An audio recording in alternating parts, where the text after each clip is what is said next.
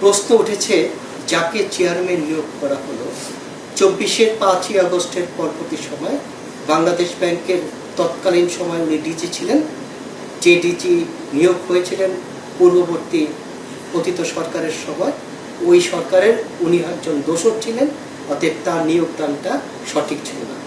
কিন্তু মনে রাখবেন তাকে উনি পদত্যাগ করেনি, মবের কারণে উনি পদত্যাগে বাধ্য হয়েছিলেন।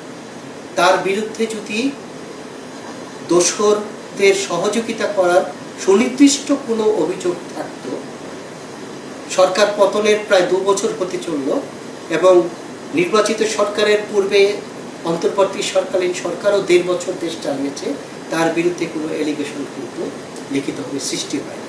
যত এলিগেশন দেখেছি সবই দেখেছি আমরা সোশ্যাল মিডিয়াতে, এবং স্বাভাবিকভাবে ওনার কর্মকাণ্ডে কেউ যদি ব্যক্তিগতভাবে সংক্ষুব্ধ থাকে তাদের ফেসবুক বা বিভিন্ন গ্রুপে তার বিরুদ্ধে আমরা বিভিন্ন ধরনের রটন দেখেছি, কিন্তু সুনির্দিষ্ট কোনো অভিযোগ তার ব্যাপারে ছিল না।